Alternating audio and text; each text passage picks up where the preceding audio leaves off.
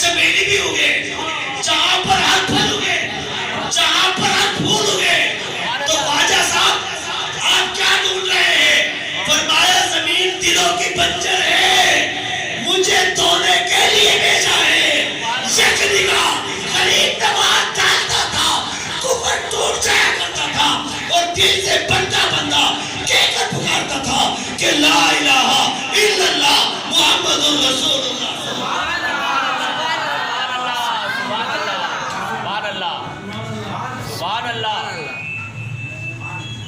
ایسے نہیں یہ یاد نعرے کے پھر قائل دی. ایک ہی ہم نعرہ لگے گا، یا معین حق معین، یا معین حق معین، یا معین حق معین، یا معین حق معین. زور سے یا معین حق معین، یا معین حق معین، یا معین حق معین، یا معین حق معین، یا معین حق معین، یا معین حق معین، یا معین حق معین. سے کتنے لوگوں کو مسلمان کرا؟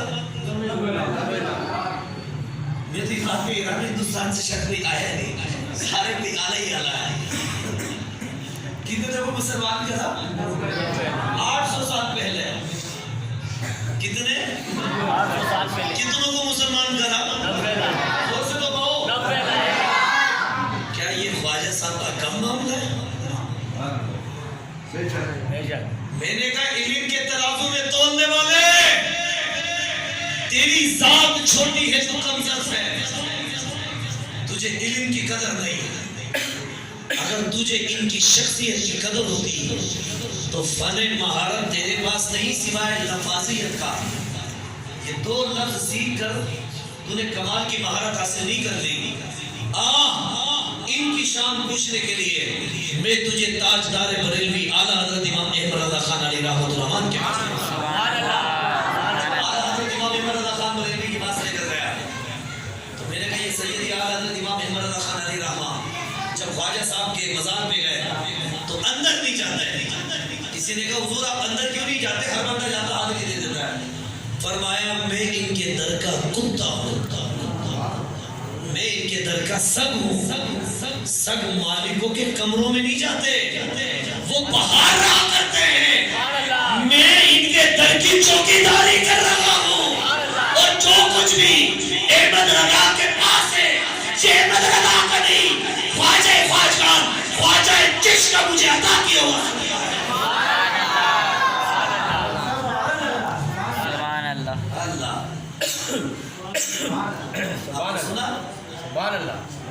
اب تیسری اور آخری بات، شہاب الدین غوری کا نام آپ میں سے کس نے سنا؟ شہاب الدین غوری ایک تاریخی نام ہے. اگر شہاب الدین غوری ہندوستان فتح نہ کرتا یہ مسجد آج پاکستان تک نہیں ہوتی. شہاب الدین غوری نے اگر اسلام کا رخ دیا، توجہ رکھنا کیونکہ میں تاریخ کے حقائق آپ کے سامنے آ رہا ہوں. سلطنت عثمانیہ شہاب الدین غوری کے بعد اس جگہ پر آئی ہے. ہندوستان کو کفر کا بڑا خطرناک تھا. شہاب الدین غوری نے ہر جنگ لڑی، لیکن ہندوستان میں آگے پرتوی راجہ کے آگے وہ بے بس ہو گئے، وہ بھی ناکام ہو گیا. اس نے پھر آخر میں سوچ لیا میں اس سے جنگ جیت نہیں سکتا. وہ ناکام ہو کر شکستہ خوردہ ہو کر مایوس ہو کر بیٹھ کر جانے لگا. بزرگ آ کر کہتے شہاب الدین کہاں جا رہے ہو؟ کہا یہ جنگ میں جیت نہیں سکتا. کہا تم غلط کر رہے ہو، اٹھو میں تمہیں کہتا ہوں جاؤ، چاہے تم جاؤ، اور اس بار فتح تم لے کر آؤ گے. شہاب الدین گئے، تلواریں اٹھائی، ہندوؤں کو شکست دی اور فتح لے کر شہاب الدین تیار ہو گئے. جب تیار ہوا کسی نے کہا کہ یہاں پہ دعا لیتے غریب نواز کو کہا جاتا، معین الدین ان کا لقب ہے، آؤ آپ بھی آ کے ان سے دعا کر دو.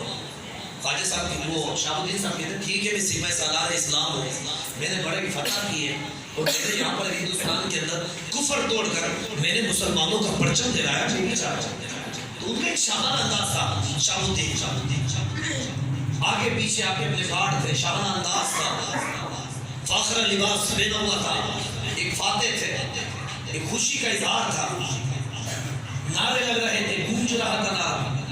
لیکن جیسے ہی غریب نواز پر نگاہ پڑی تو شہاب الدین کھڑا نہیں ہوا، ان کے قدموں میں جا کر ہم نے لب رکھ لیا، دستار اتار کر ان کے قدموں پہ رکھ دی۔ کسی نے کہا اسلام کے فاتح یہ کیا کر رہے ہو؟ آپ فتح لے کر آئے ہو، ایک بزرگ کے قدموں میں تم نے آ کر اپنی دستار رکھ دی۔ شہاب الدین نے کہا مجھے فتح مبارکباد دینے والوں، مجھے خوشیوں کے ساتھ اظہار کر قدموں پہ چڑھانے والوں، یہ جنگ میں نے نہیں کسی بزرگ نے جتوائی ہے، اور جب میں میدان میں اترا تھا تلوار میری بعد میں چلتی تھی، آگے یہ بزرگ نظر آیا کرتا تھا، ہر طرف لڑائی ہو چکا تھا، مجھے معین الدین نے ہاتھ پکڑ کر اس جنگ میں اتارا ہے۔ اگر شہاب الدین یہ جنگ جیتا ہے تو یہ شہاب الدین نہیں معین الدین کریم نواز لے گا۔ یا معین، یا معین، یا معین، اور سے ہاتھ اٹھا کے یا معین، یا معین، یا معین، یا معین، یا معین، یا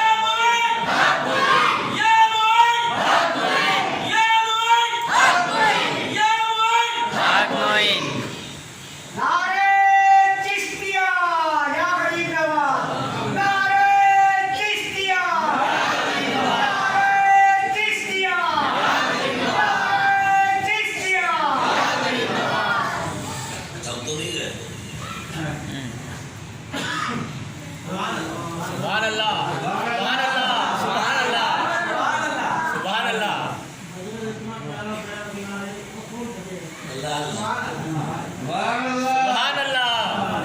سلسلہ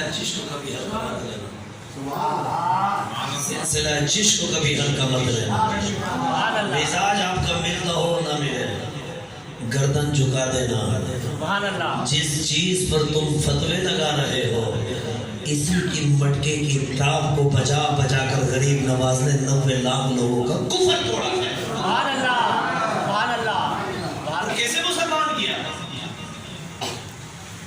کیسے مسلمان کیا، وہ تو آپ نے سنا ہے نا کیسے مسلمان کیا۔ شاید آپ کرامت تو آپ نے بہت ساری سنی کہ وہ چپل پھینکی جادوگر کے لگی اس کو نیچے پھینکا، یہ تو مشہور ہے سارا، لیکن قسم میرے رب کی جب خواجہ صاحب تبلیغ کرنے کے لیے باہر آئے، آج ہے نا آپ کبھی آزما کے دیکھ لینا، سید خاندان کی ایک نشانی ہے، یہ کبھی اپنی ذات کے لیے لڑکا نہیں ہے۔ آپ کو اگر کوئی لفظ تو کہہ دینا چہرہ آپ کا بگڑ جائے گا، تو خدا کی قسم کھا کے کہہ رہا ہوں جس کے رگوں میں حسن اور حسین کا لہو ہوگا وہ اس چیز سے لڑے گا نہیں۔ اگر گالی بھی دے دی نا اتنا بڑا ہے کہ برداشت کر جائے گا۔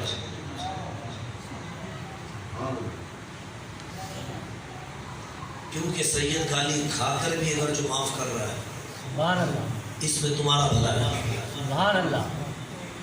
کیونکہ اس کی گالی پیچھے کہاں تک جائے گی، ادھر ہی معاف کر کر در گزر کر کر کہ تمہیں کافر نہیں بناتا، نہیں تم رسول کی امت تو تمہارے لیے میں معافی کا اعلان کر رہا ہوں۔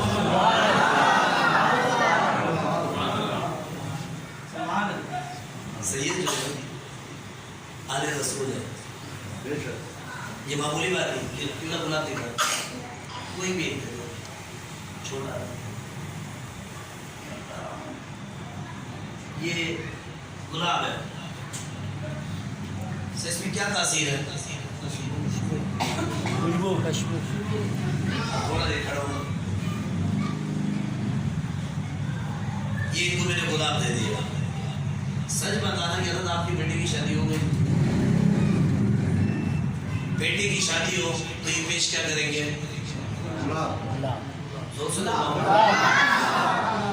حضرت اگر بچہ آپ سے قرآن بن جائے کیا پیش کرو گے، شکیل بھائی اگر کوئی بندہ ہاسپٹل میں جائے بیمار ہو جائے اگر اس کی عیادت ہو جائے کیا پیش کرو گے، بیٹا پی ایچ ڈی اسکالر کامیاب ہو جائے تو کیا پیش کرو گے، گلاب۔ انتقال ہو جائے قبر میں کیا رکھو گے؟ عجیب لوگوں، غم میں بھی دے دو، خوشی میں بھی دے دو. آنکھوں کو تکلیف ہو جائے کیا ڈال دو؟ ترک گلاب. روح بے چین ہو جائے جب گلاب جس کے سامنے بھی آتا وہ ناک کے قریب کرتا ہے. پیرس دنیا کا مہنگا ترین، اس نے چن چن کر اس گلابوں کو اپنے پاس پیرس میں سجا کے رکھ دیا. پوری کی پوری ایک سڑک انہوں نے گلاب سے بھری ہوئی نرسری بنائی پوری کی پوری پیرس میں. آخر گلاب میں ایسی کشش کیوں ہے؟ اس کی وجہ کیا ہے؟ یہ غم میں بھی آ رہی ہے. اور اگر مکھی سے رس پی لے شیر کی پھر وہ کیا حال پیش کرتی ہے؟ شہد چوزا رس ہے گلاب کا دیا شہد، اور جب شہد دیا تو سڑتا نہیں. 70 سال کا بوڑھا بھی پی رہا ہے،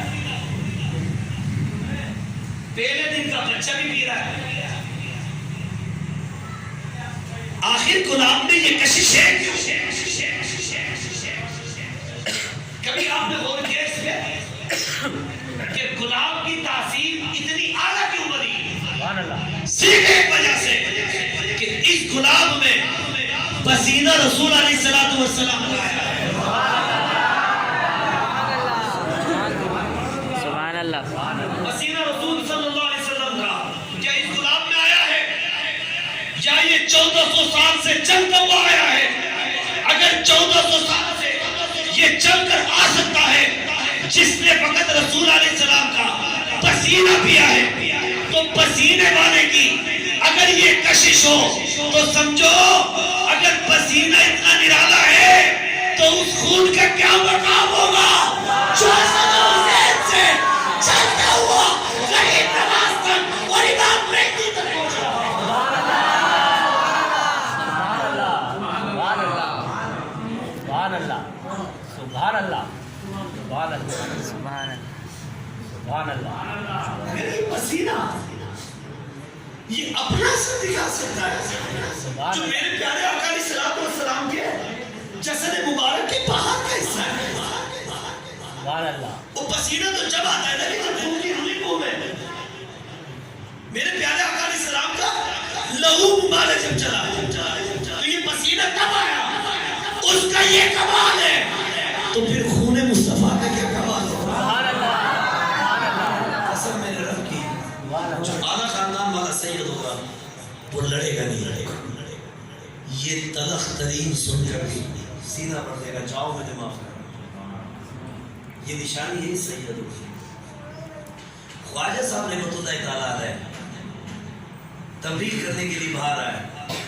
90 لاکھ لوگوں کو کس طرح مسلمان کر غریب نواز رحمۃ اللہ تعالیٰ علیہ نے تبلیغ کے لیے باہر آئے. بس یہ آخری بات میں کروں کہ کافی زیادہ آئے ہو گئے. میں 3 ہفتے بولی تھی شکیر صاحب بھی مسکرا دیے. تو خواجہ صاحب رحمۃ اللہ تعالیٰ علیہ تبلیغ کے لیے باہر آئے. حضرت آپ سے اس لیے محبت ہے کہ آپ خواجہ صاحب کے چاہنے والوں کو آپ اجمیر سے ہو.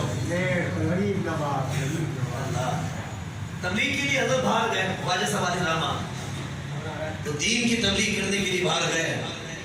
دعوت دی تو جس بندے کو دعوت دی تو وہ راجہ کی اولادیں تھی.